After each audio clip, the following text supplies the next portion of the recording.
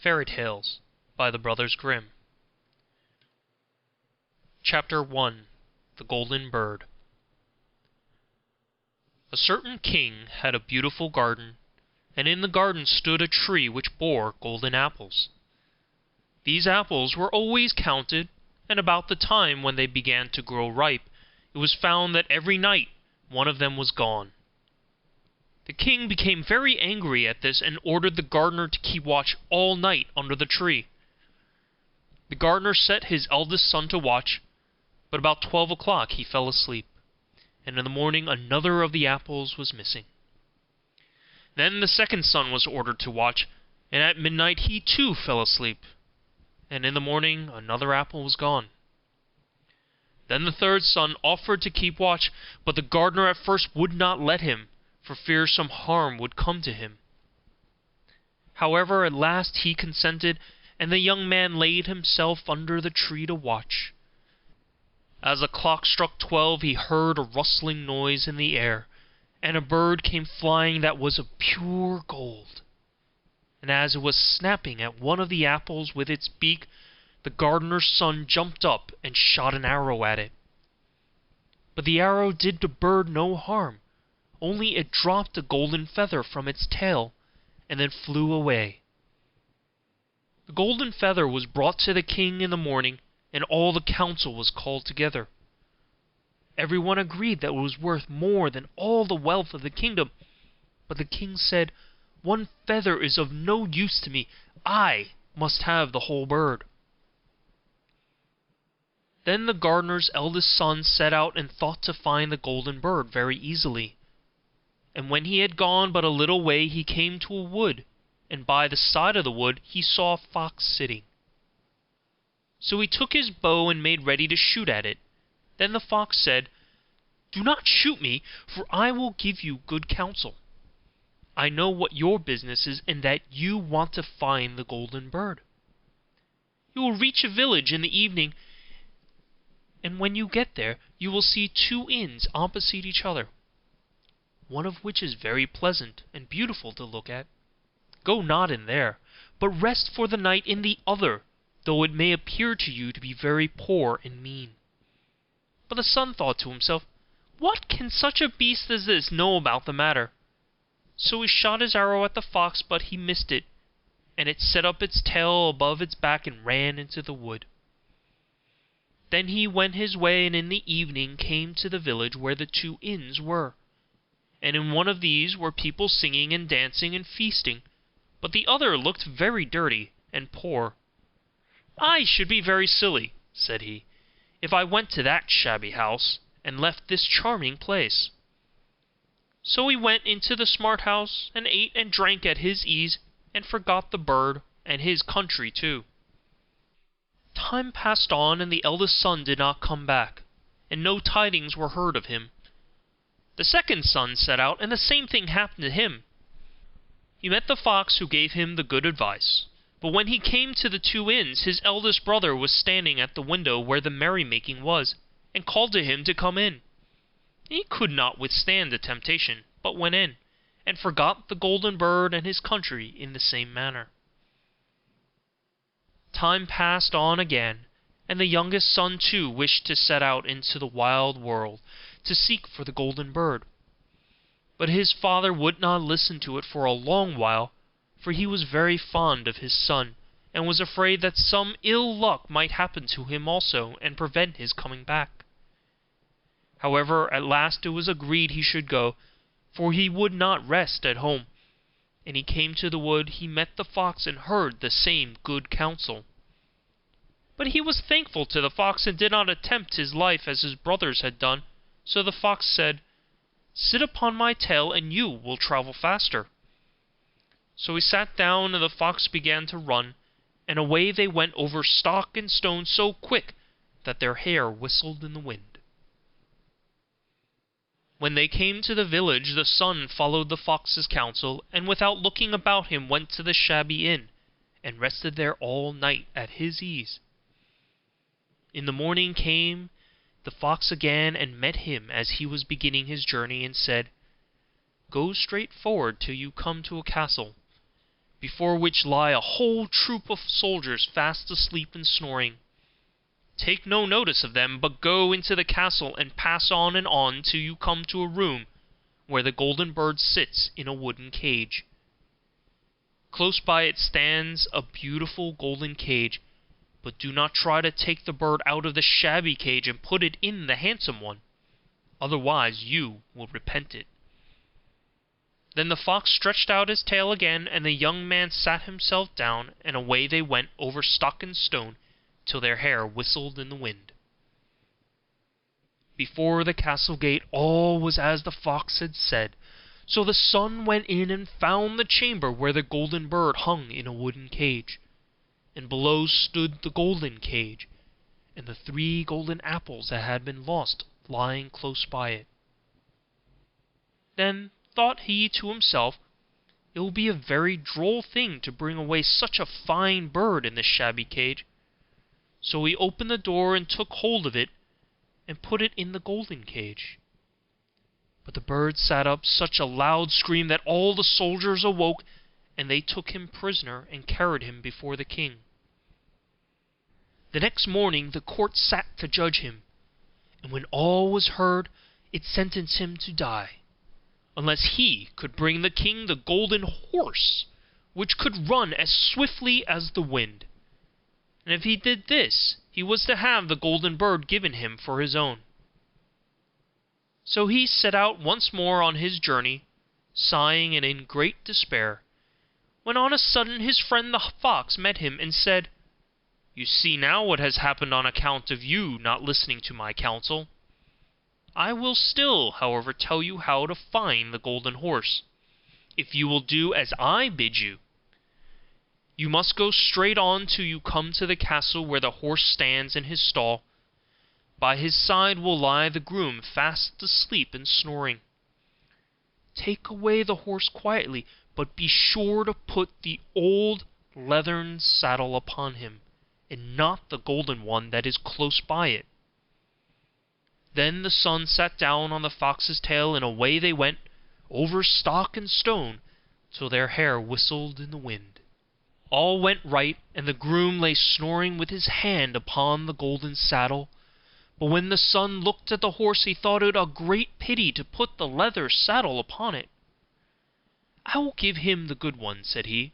"I am sure he deserves it."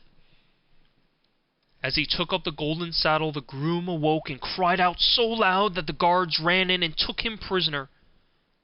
And in the morning he again was brought before the court to be judged, and was sentenced to die. But it was agreed that if he could bring thither the beautiful princess, he should live, and have the bird and the horse given him for his own. Then he went his very way sorrowful, but the old fox came and said, "Why did you not listen to me? If you had, you would have carried away both the bird and the horse. Yet will I once more give you counsel. Go straight on, and in the evening you will arrive at a castle. At 12 o'clock at night the princess goes to the bathing house. Go up to her and give her a kiss, and she will let you lead her away. But take care you do not suffer her to go and take leave of her father and mother." Then the fox stretched out his tail, and so away they went over stock and stone till their hair whistled again. As they came to the castle, all was as the fox had said, and at 12 o'clock the young man met the princess going to the bath, and gave her the kiss, and she agreed to run away with him, but begged with many tears that he would let her take leave of her father. At first he refused, but she wept still more and more, and fell at his feet, till at last he consented. But the moment she came to her father's house, the guard awoke, and he was taken prisoner again. Then he was brought before the king, and the king said, "You shall never have my daughter, unless in 8 days you dig away the hill that stops the view from my window." Now this hill was so big that the whole world could not take it away. And when he had worked for 7 days, and had done very little, the fox came and said, Lie down and go to sleep. I will work for you." And in the morning he awoke, and the hill was gone. So he went merrily to the king, and told him that now that it was removed, he must give him the princess. Then the king was obliged to keep his word, and away went the young man and the princess. And the fox came and said to him, "We will have all three, the princess, the horse, and the bird." "Ah," said the young man, "that would be a great thing, but how can you contrive it?" "If you would only listen," said the fox, "it can be done. When you come to the king and he asks for the beautiful princess, you must say, 'Here she is,' then he will be very joyful, and you will mount the golden horse that they are to give you. Put out your hand and take leave of them, but shake hands with the princess last. Then lift her quickly to the horse behind you, clap your spurs to his side, and gallop away as fast as you can." All went right. Then the fox said, "When you come to the castle where the bird is, I will stay with the princess at the door, and you will ride in and speak to the king. And when he sees that it is the right horse, he will bring out the bird. But you must sit still, and say that you want to look at it to see whether it is the true golden bird. And when you get it in your hand, ride away." This too happened as the fox said. They carried off the bird, and the princess mounted again, and they rode on to a great wood. Then the fox came and said, "Pray kill me, and cut off my head and my feet." But the young man refused to do it, so the fox said, "I will at any rate give you good counsel. Beware of two things: ransom no one from the gallows, and sit down by the side of no river." Then away he went. "Well," thought the young man, "it is no hard matter to keep that advice."